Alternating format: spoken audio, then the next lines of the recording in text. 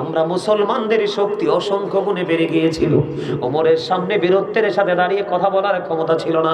ওমর একটা ডাক দিলেন, ইয়া রাসূলুল্লাহ, ইয়া হাবিবাল্লাহ, নবী গো, জানতে বড় মনে চাই গো নবী, ও প্রাণের নবী, আপনি তো বললেন তাকে পাথর মেরে ধ্বংস করে দেওয়ার জন্য, ধ্বংস হয়ে গেল, আবার আপনি তার জানাজাটা পড়াই দিলেন। ইয়া রাসূলুল্লাহ, বুঝে আসলো না গো, জানতে চাই।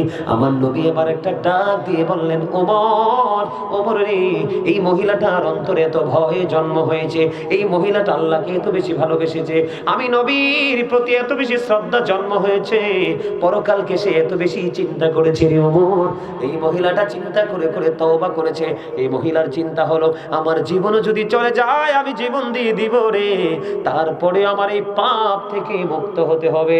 মহিলাটা এমন তওবা করেছে, মদিনার জঘন্য 70 জন পাপীকে যদি ওই মহিলাটার তওবাটা একটা মহিলার তওবাকে ভাগ করে দেওয়া হয়, 70 জন পাপীর ক্ষমার জন্য যথেষ্ট হয়ে যাবে। এই মহিলার জানাজা আমি পড়াবো না তো কে পড়াবে? সুবহানাল্লাহ। এত জঘন্য পাপ যদি আমার আল্লাহ ক্ষমা করে দিতে পারে রে, আপনি আমি তো এমন জঘন্য পাপ করি নাই। কথা বলেন না? তাহলে ক্ষমা চাইতে কোনো সমস্যা আসেনি। নবীজি জানিয়ে দিয়েছে, উম্মত, মাসির মাথার সমপরিমাণ একটা ফোঁটা চোখের পানি যদি তুমি আল্লাহর দরবারে ক্রন্দন করে ফালাইতে পারো রে, তাহলে তোমার জন্য জাহান্নামের আগুনটা হারাম হয়ে যাবে। সুবহানাল্লাহ। মাত্র ছোট্ট একটা ফোঁটা চোখের পানি ফালাইতে পারবো না আমরা? আবার আসেন, আমি আপনাদেরকে বলি বন্ধু, অনেক সময় হয়ে গেছে, 1.5 ঘন্টা হয়ে গেছে। সময় যে কেমনে যায়, স্টেজে বসলে এটাই চিন্তা করে কুল পাই না। আমার ভাই মনির ভাই অত্যন্ত ভালোবেসে বন্ধু আমাকে দাওয়াত দিয়ে এনেছে। ওনার ছোট্ট একটা দাবি, ছোট্ট একটা টপিক আমি আপনাদের সামনে তুলে ধরবো, পিতামাতা নিয়ে শুনবেননি। আমি শুরুতে বলেছিলাম, যুবক, তোমরা মরার পরে কিয়ামতের সম্মুখীন হতে হবে না, এখনই তোমরা কিয়ামতের মধ্যে আছো। বলে, হুজুর কেমন কিয়ামত? মা বাবার সাথে দুর্ব্যবহার বড় জঘন্য পাপ আর হইতে পারেনি? না, হইতে পারে না। ব্যভিচারের মাধ্যমে যখন সন্তান ধারণ করলো, বাবা মেয়েটাকে নিয়ে কি করলেন? নবীজির কাছে গেলেন। নবীজি তাড়াতাড়ি করে বলছে, আমার আরেকটু আলোচনা বাকি আছে। এবার নবীজি বললেন, তুমি তোমার মেয়েটাকে নিয়ে তোমার বাড়ি চলে যাও, বাড়ি চলে যাও, তাকে যত্ন করো, লালন পালন করো, আদর যত্ন করো। যখন এই মেয়েটা সন্তান প্রসব করবে, আমার কাছে আবার নিয়ে এসো। বন্ধু, দিন যায় রে, রাত যায় রে, মাস চলে যায়, বছর চলে যায়, যাইতে যাইতে সময় যখন পার হলো, সন্তান প্রসব হলো। সন্তান প্রসব করার পরে মহিলাকে নিয়ে বাবা তার মেয়েকে নিয়ে আবার প্রাণের নবীর দরবারে চলে গেল। ইয়া রাসূলুল্লাহ, ইয়া হাবিবাল্লাহ, নবী গো, আপনার কথা মতো আমি আমার মেয়েটাকে নিয়ে হাজির হয়েছি। নবীজি আবার বললেন, তাকে তার কাপড় দিয়ে শক্ত করে বেঁধো। তাকে বাঁধা হলো বন্ধু, তার জন্য গর্ত খনন করো। গর্ত খনন করা হলো, গর্তের মধ্যে বন্ধু তার অর্ধাঙ্গ, গর্তের মধ্যে বন্ধু ফিল আপ করা হলো, গেড়ে দেওয়া হলো। গেড়ে দেওয়ার পরে বললো, তাকে রজম পাথর মারতে থাকো, ওই পর্যন্ত তাকে পাথর মারতে থাকো, যতক্ষণ না পর্যন্ত তার মরণ না হয়। এবার পাথর মারতে মারতে মারতে মারতে মারতে মারতে বন্ধু তার মৃত্যুবরণ করলো। মরণ হয়ে গেল রে। মৃত্যুবরণ যখন করলো, এবার সকল সাহাবী চিন্তিত হয়ে গেল, আমার নবীজি তো তাকে পাথর মেরে মারার অনুমতি দিল, তার জানাজাটা কে পড়াবে? কারণ আমার নবীর চাইতে বড় তো আর কেহ নাই। সেই নবীর অর্ডারে মেয়েটাকে পাথর মেরে মারা হলো। এবার বন্ধু সবার পরে এবার চাইয়া দেখলো, ওই নবীজি ওই মহিলাটার জানাজা পড়াই দিল। জোরে জোরে কন্যা সুবহানাল্লাহ। এত আস্তে সুবহানাল্লাহ, সুবহানাল্লাহ। আমাকে কি চাইলে আপনি আগামী কালকে আবার পাবেন? আমার জীবনে সেই 2002 থেকে আমি আলোচনার মাঠে, আর 2024 সালে শেষের দিকে আপনাদের এলাকায় আসছি। বুঝতে পারেন বিষয়টা? আর হয়তো বা আসবো কিনা সেটাও জানি না। একটু কথাগুলো শোনেন হৃদয় দিয়ে। আমি মনে করি মাথায় আছে, মনে করি আপনাদের জীবনে পরিবর্তন আসবে। কি খেয়াল করেন, আমি কি বুঝাইতে, হাদিস শরীফ তো, এটা আমার বানানো কথা নয়। এবার কি করলেন, কোন সাহাবা সাহস করে না, কেমন করে আল্লাহর প্রিয় হাবিবকে আমি প্রশ্নটা করব। হযরত ওমর দাঁড়িয়ে গেলেন, জবরদস্ত সাহাবী হযরত ওমর। ওমর যখন ইসলাম গ্রহণ করেছিল রে, ওই হাদিস শরীফের বন্ধু শেষ অংশটুকু বলছি। মা আয়েশা যখন বাবা স্বামী গো তিনটি জায়গার কথা বলেছেন, কোন জায়গায় কেউ কারো খবর রাখবে না। আমার নবীজি বললেন, আয়েশা রে, ও আয়েশা, মিজানের পাল্লায় কেউ কারো কোনো খবর রাখবে না। সবাই সবাই আপন আপন জায়গা নিয়ে ব্যস্ত থাকবে রে। নেকের পাল্লাটা বাড়ি হবে নাকি বোদের পাল্লা বাড়ি হবে, এই টেনশনে সবাই নিজেকে নিয়ে নিজে ব্যস্ত থাকবে। ইয়া রাসূলুল্লাহ, তারপরে কি গো কোন জায়গাটা? নবীজি বললেন, আমল নামা পাওয়ার যে জায়গাটা, আমল নামা পাওয়ার যে জায়গাটা, ওই জায়গাটার মধ্যে কেউ কারো খবর রাখবে না। কারণ আমল নামাটা ডান হাতে আসবে না বাম হাতে আসবে রে। তখন প্রত্যেকে তার এই চিন্তায় ব্যস্ত থাকবে। ইয়া রাসূলুল্লাহ, তারপরে কি গো? আমার নবীজি জানিয়ে দিয়েছে তারপরের অংশটা হলো বন্ধু সবচেয়ে বড় ভয়ঙ্কর, সেটা হলো ফুলছেরাতের ফুল। আপনারা ফুলছেরাত সম্পর্কে জানেননি কিছু? ফুলছেরাতটা বন্ধু কম পক্ষে 30,000 বছরের রাস্তা হবে। কত হাজার? 30,000 বছরের রাস্তা হবে ফুলছেরাতের ফুল। ও বন্ধু, এই ফুলছেরাতের ফুলটা 30,000 বছরের রাস্তা হবে রে। ও বন্ধু, চুলের চাইতে চিকন হবে, হীরার চাইতে ধার হবে। উপরের দিক দিয়ে আগুনটা ঝুলন্ত থাকবে, নিচের দিক দিয়ে আগুনটা উদিত অবস্থায় থাকবে। বন্ধু, এটার নিচেই তো জাহান্নাম। ওই দিন কেমন করে পার হবে ফুলছেরাতের ফুল? হাসরের ময়দান তোমার কবর থেকে হবে 50,000 বছরের রাস্তা। থাকতে হবে খালি গায়ে, কোনো বন্ধু পোশাক থাকবে না। প্রত্যেকটা পুরুষ ইমানদার এখন খতনাকর অবস্থায়। ওই দিন কেউ কিন্তু খতনাকর অবস্থায় থাকবে না, সবাই খতনাবিহীন অবস্থায় থাকবে। মায়ের ওদর থেকে আসছে যেমন ইনটেক বন্ধু তেমন ইনটেক থাকবে রে। এত ভয়ঙ্কর হবে বন্ধু সেই দিনের পরিবেশ, এত বিপজ্জনক হবে রে। আমি তোমাদেরকে বলি বন্ধু, ওই দিনের অবস্থাটা এমন ভয়ঙ্কর হবে। আল্লাহ রাব্বুল আলামিন জানিয়ে দিয়েছে, বান্দা সাবধান হয়ে আসো। আল্লাহ বলে দিয়েছেন, ইন্না বাতশা রাব্বিকা লাশাদীদ। আল্লাহ বলেছেন, the seizing of Allah is difficult. Allah বলেছেন, আল্লাহর ধরা, আল্লাহর পাকড়াও বড় শক্ত, বড় কঠিন। এরে নরসিংহের গায়ের ভাই, আমার বাবা গো, আমার মা বোনদেরকে ডেকে ডেকে বলছি গো, আমার সবচেয়ে বেশি ভয়, সবচেয়ে বেশি আতঙ্ক, সবচেয়ে বেশি চিন্তিত আমি এই কারণে বন্ধু, ও নরসিংহের গায়ের মানুষগুলো কোথায় রে? আমার সবচেয়ে বড় ভয়, আমার হৃদয়ে কম্পন আরম্ভ হয়, দুঃখের খবর আল্লাহ জানিয়ে দিয়েছে বন্ধু। এই পৃথিবীতে তুমি বিপদে পড়লে সাহায্যকারী ছুটে আসে, অভাবে পড়লে তোমার জন্য বন্ধু কেউ না কেউ সাহায্যের হাত বাড়িয়ে দেয়। বন্যা যখন আসে, প্রতিকূলতা কেউ না কেউ উদ্ধার করতে আসে। কথা বলো না কেন? তোমার জমিনে যদি ফসল না হয়, ও বন্ধু, আবার বৃক্ষরোপণ করার জন্য কেউ না কেউ তোমাকে সাহায্য করে। মোট কথা হলো তোমাকে হেল্প করার জন্য হেল্পার চলে আসে, ঠিক কিনা? কিন্তু বন্ধু, তোমরা সবাই স্পষ্ট করে শোনো রে, এত ভয়ঙ্কর হবে কিয়ামতের দিন। আল্লাহ বলেছেন, ইন্না বাতশা রাব্বিকা লাশাদীদ। আল্লাহ ধরবে খুব শক্তভাবে, পাকড়াও করবে খুব শক্তভাবে। ধরার পর আল্লাহ বলেছেন, ইন্নাল্লাহা সারিউল হিসাব। Allah is quick to take account. Allah হিসাব গ্রহণে অত্যন্ত তৎপর। এই ধরবে খুব শক্তভাবে, হিসাব নেবে কুইকলি, খুব চুকিয়ে বন্ধু। সবচেয়ে বড় দুঃখের খবর, আমি যেটা মনে করলে সবচেয়ে বেশি বন্ধু আতঙ্কিত হই, আল্লাহ বলেছেন, বান্দা লা ইয়ামুতু, people will not die that day. সেদিন মানুষগুলো মরতে পারবে না। আল্লাহ বলেছেন, ফিহা ওয়ালা ইয়াহইয়া, people will not be able to live that day. সেদিন মানুষগুলো বাঁচতে পারবে না রে। ও যুবক বন্ধুরা, হৃদয় করে শোনো, সেদিন মানুষগুলো বাঁচতেও পারবে না। আল্লাহ বলেছেন, ওমা হুমান হাবিয়া গায়বিন, people will not be able to escape that day. সেদিন মানুষ সেখান থেকে পালাইতেও পারবে না। ওই দিন যখন বিচার হবে, কেউ যাবে জান্নাতে, কেউ যাবে বন্ধু জাহান্নামে। আমি ছোট্ট করে বলে আলোচনা শেষ করে দেই। ও বন্ধু, তোমরা আমার দিকে তাকাও। এই পৃথিবীর বুকে যার যার তৌফিক অনুযায়ী মানুষ খাবার খায়।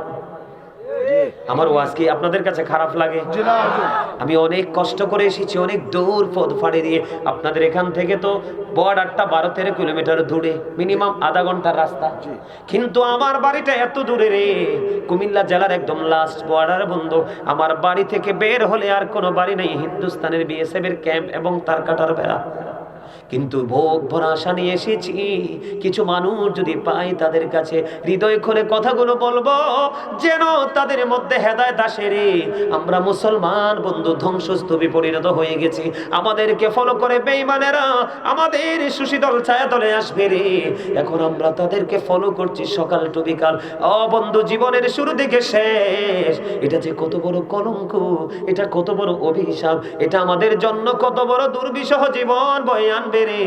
তোমরা কল্পনা করতে পারবে না বন্ধু। আমি তোমাদেরকে একটা এক্সাম্পল দেই, কেমন করে আমি তোমাদেরকে বলি। কাল হাসরের ময়দানে একজন আহ্বানকারী ডাকতে থাকবে। ওই ভয়ঙ্কর পরিস্থিতি যখন শান্ত হবে, সব কিছুর ফয়সালা যখন হবে, একজন আহ্বানকারী ডাকতে থাকবে, কে আছো রে? রাতের মধ্যবর্তী নামাজ পড়েছো, তথা তাহাজ্জুদ নামাজ। এবার যখন বলা হবে, একেবারে অল্প কিছু মানুষ দাঁড়াবে, একেবারে অল্প, থোড়া থোড়া কিছু মানুষ দাঁড়াবে কাল হাসরের ময়দানে। যখনই অল্প কিছু মানুষ দাঁড়াবে, তখনই বন্ধু অর্ডার চলে আসবে, তোমরা যারা দাঁড়িয়েছো রে, এই কনকনে শীতের মধ্যে শীতকে উপেক্ষা করে তাহাজ্জুদ পড়েছো, তোমাদেরকে ঘোষণা দেওয়া হবে, তোমরা বিনা হিসাবে চলে যাও জান্নাতে। জোরে জোরে সুবহানাল্লাহ। খেয়াল করছেন বিষয়টা? এখন যুবক ভাই, তোমরা আমাকে একটুখানি বলো, আমিও তোমাদের মতো যুবক ছিলাম, জীবনে মাঝে মাঝে বন্ধু গ্যাপ গেছে, না হয় প্রায় সময় আমি তাহাজ্জুদের নামাজও পড়েছি। 5 ওয়াক্ত নামাজ তো থাক দূরে বন্ধু, 5 ওয়াক্ত নামাজ তো মাস্ট বি, এটা কন্টিনিউ আমি ট্রাই করেছি। এরপরে বন্ধু তাহাজ্জুদের নামাজও পড়েছি। আমার গ্রামে একটা মসজিদ বন্ধু, প্রায় 14 বছর বিনা পয়সায় গোলামি করেছি। আল্লাহ আমাকে দিয়ে গোলামি করিয়েছে। অসংখ্য হাজার হাজার স্টুডেন্ট বিনা পয়সায় বন্ধু নামাজ রোজা কোরআন তেলাওয়াত শিখাবার তৌফিক আমার আল্লাহ দিয়েছে। এরপরেও যখন কিয়ামতের দিনের কথা মনে হয় রে, হৃদয় বন্ধু, হৃদয়টা বন্ধু তাল পাতাল শুরু করে, কি হবে রে সেদিন, কে থাকবে রে আমার পাশে, আমি আমার প্রাণের নবীকে পাশে পাবো কিনা। আহারে কষ্ট কেমন করে সেদিন সইব রে। ফুলসিরাতের পর হবে 30,000 বছরের রাস্তা, হাসরের ময়দান কবর থেকে হবে 50,000 বছরের রাস্তা। কেমন করে অপেক্ষা করব বন্ধু? আমি তোমাদেরকে বলি রে, কাল হাসরের ময়দানে তোমাদের জন্য বাহনের ব্যবস্থা হবে। নবীজি যখন মেরাজে যাইতেছিলেন, নবীজির সামনে যখন বোরাকানা হলো, আমার নবী কান্দে। আমার নবীর কন্দন দেখে আল্লাহ ডাক দিয়ে বললেন, জিবরাইল, আমি আমার হাবিবকে দাওয়াত দিয়েছি। সূরা বনী ইসরাঈলের 15 নম্বর আয়াত। ও বন্ধু, 15 নম্বর পারায় সূরা বনী ইসরাঈলের 1ম নম্বর আয়াত আল্লাহ ওয়াজ করতেছে, আমি আমার হাবিবকে দাওয়াত দিয়েছি, আমি তার চারপাশ বরকতময় করে দিয়েছি আমার নিদর্শন দেখানোর জন্য। আমি আমার হাবিবকে দাওয়াত দিয়েছি, কিন্তু আমার হাবিব কান্দে রে জিবরাইল, জলদি করে জানো রে, আমার হাবিবের চক্ষু মোবারক দিয়ে কেন এত আনন্দের দিনে যেন পানি মোবারক বিসর্জন দিচ্ছে। বলতে দেরি জিবরাইল প্রশ্ন করলেন, ইয়া রাসূলুল্লাহ, ইয়া হাবিব আল্লাহ নবী গো, আপনি কেন কাঁদছেন? এবার আমার নবী একটা ডাক দিয়ে বলল, রে জিবরাইল, আমার জন্য আজকে আবার আল্লাহ বরাত পাঠিয়ে দিয়েছে। আমি আল্লাহর সাথে আজকে দিদার করব, সশরীরে দেখা করব, কথা বলবো, আমার মালিকের সৃষ্টি সবগুলো আজকে আমি অডিট করব রে। আল্লাহ রাব্বুল আলামিন আমার জন্য বোরাকের ব্যবস্থা করে দিল। আমাকে কথা দিতে হবে রে, আমার গুনাহগার উম্মতগুলোর কবর থেকে কাল হাসরের দিন তাদের হাসরের ময়দান 50,000 বছরের রাস্তা হবে রে। আমার উম্মতগুলো কেমন করে তো রাস্তা বিচরণ করবে, অতিক্রম করবে। আমার আল্লাহ সঙ্গে সঙ্গে জিবরাইলকে জানিয়ে দিলেন, জিবরাইল তুমি জানিয়ে দাও, আমি কথা দিলাম আমার হাবিবকে যারা জানের চাইতে বেশি, প্রাণীর চাইতে বেশি, সন্তান সন্ততি ঘুম খাবার সব কিছুর চাইতে বেশি ভালোবাসে, আমি সেদিন আমি আল্লাহ কথা দিলাম, আমি ওই কাল হাসরের দিন ভয়ঙ্কর দিনে আমি তাদের জন্য ওই দিন হাসরের মাঠে আসার জন্য বাহনের ব্যবস্থা করব। এই ওয়াদা পাওয়ার পরে আপনার আমার প্রাণে নবী বন্ধু কি করেছে, বোরাকে সাওয়ার হয়েছে। এই কথা বলার মানে হলো, যুবক বুকে হাত দিয়ে বলো, নবীকে ভালোবেসে কয়টা কাজ করেছো? করনি, বেঈমানকে ফলো করেছো। তোমার ঈমানও নাই, তোমার আমলও নাই, তোমার কবর হাসর মিজান ফুলসিরাত কোনো কিছু নাই রে। এখনো সময় আছে, তুমি ওপারকে ভয় করো। কি করো? তোমরা মনে মনে চিন্তা করবে, বলে হুজুর গো, আমি তো অনেক অন্যায় করে ফেলেছি, অনেক দুষ্টুমি করেছি, আমার অপরাধ কি ক্ষমা হবে? আমি তোমাদেরকে বলি, আজকের পর থেকে যদি তোমরা একটুখানি চিন্তা করে চলতে পারো, তাহলে তোমাদের জীবনের সকল গুনাহ বন্ধ মাফ হয়ে যাবে। জোহাইনা গোত্রের এক মহিলা ব্যভিচারের মাধ্যমে সন্তান ধারণ করলো। সন্তান যখন ধারণ করলো, এর ব্যবহার করা হারাম, তাদেরকে ভালোবাসা বন্ধু ফরজ। তাদেরকে ভালোবাসা কি ফরজ? ফরজ। তবে কি ভালোবাসা কি ফরজ? তাহলে আপনি দেখেন, মা বাবার মর্যাদা কি কোন অংশে কম? কোন অংশে কম না। আমি তোমাদেরকে বলি, তোমরা এখনকার যুগের ছেলেরা মিষ্টি ব্যবহার করে শাশুড়ির সাথে, শ্বশুরের সাথে দুর্ব্যবহার করে গর্ভধারিণী এবং জন্মদাতা পিতা এবং গর্ভধারিণী মায়ের সাথে। কথা বলেন না কেন? আমার নবীকে একজন প্রশ্ন করলেন, ইয়া রাসূলুল্লাহ, আমার কাছ থেকে সবচেয়ে মিষ্টি আচরণ পাওয়ার হক কার বেশি? নবীজি বললেন, ক্বালা উম্মুকা, ইউর মাদার, তোমার মা। আবার প্রশ্ন করা হলেন, ক্বালা সুম্মা মান, তারপরে কে? রাসূল বললেন, তারপরে আবার বললেন, ক্বালা উম্মুকা, তোমার মা। ইয়া রাসূলুল্লাহ, ক্বালা সুম্মা মান, তারপরে কে? নেক্সট টাইম কে?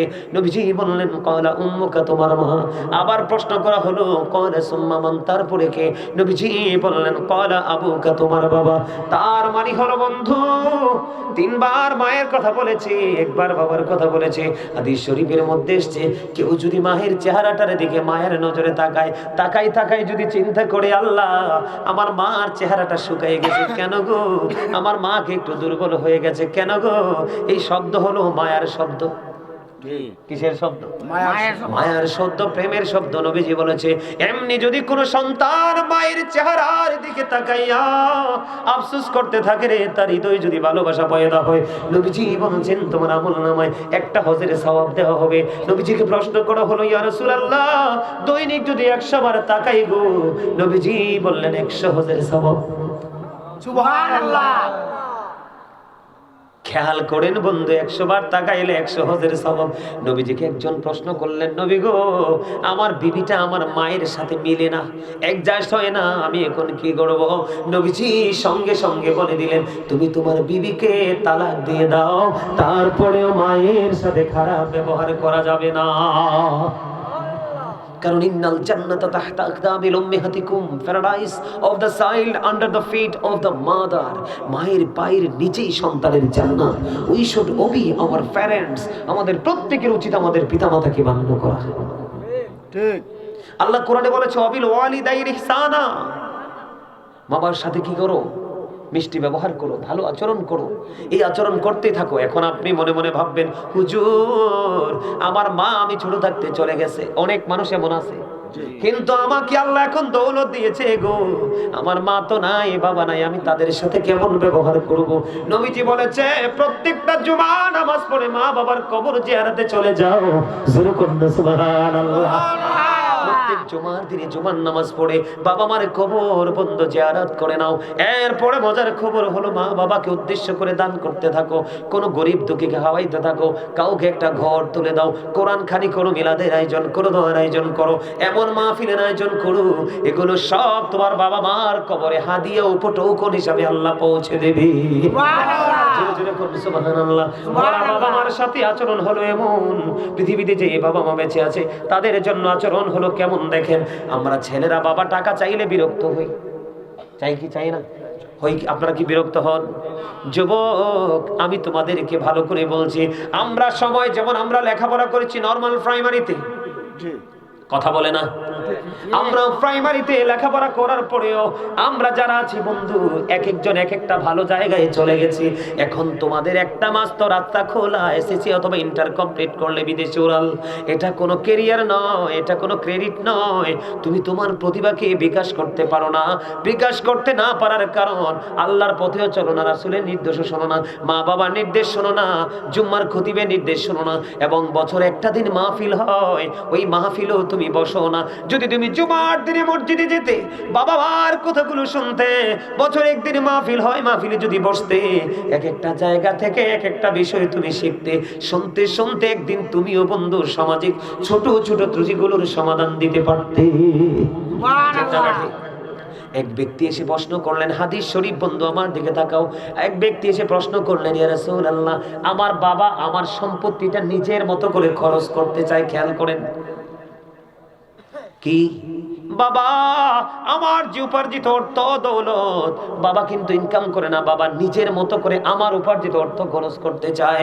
নবীজি আবার একটা ডাক দিয়ে বললেন, তোমার উপার্জিত অর্থ নয়, তুমি নিজেও তোমার বাবার সম্পদ। এতে বোঝা যায় তোমার উপার্জিত শুধু অর্থ না, তুমি নিজেকেও বাবা যেমনি চাই এমনি চালাইতে পারবে, তুমি সেইভাবে চলতে হবে। এটা আল্লাহ এবং আল্লাহর হাবিবের আইন,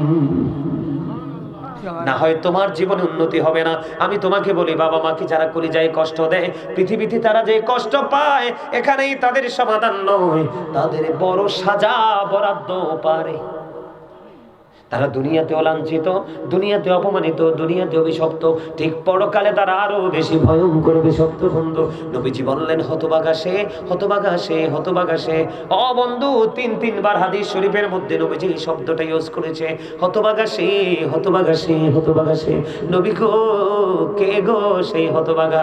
এবার নবীজি বললেন, তোমাদের পিতামাতা, যার পিতামাতা দুজন বেঁচে আছে অথবা একজন বেঁচে আছে, তাদেরকে সেবা করে, তাদেরকে আদর করে, তাদেরকে যত্ন করে, তাদেরকে ভালোবেসে, তাদেরকে খুশি করে যে জান্নাতি হতে পারলো না, তার মতো হতভাগা আর কেউ হতে পারে না। সুবহানাল্লাহ। আমি ছোট্ট একটা হাদিসের বড় হাদিস একটা অংশ শোনাবো, শুনবানি? শুনবো। আমি কিন্তু খেয়াল করেছি 1.5 ঘন্টার মধ্যে সব ক্লোজ করে ফেলবো, কিন্তু পারলাম না। 1.5 ঘন্টার উপর অলরেডি হয়ে গেছে বন্ধু। ভালো লাগে ওয়াজটা? সবার কাছে ভালো লাগে? বলো আমার মা নাই, আমার বাবা নাই, দয়াল রে দয়াল, আমার কি মা ডাকার সাদ নাই রে, আমার কি বাবা ডাকার সাদ নাই রে। বলো আমার মা নাই, আমার বাবা নাই, দয়াল রে দয়াল, আমার কি মা ডাকার সাদ নাই রে, আমার কি বাবা ডাকার সাদ নাই রে। ঘরে যাইয়া সবাই দেখে মা জননীর মুখ, বাবা যখন মাথায় হাতে ভুলে যাই সব দুঃখ। আমার মা নাই, আমার বাবা নাই, দয়াল রে দয়াল,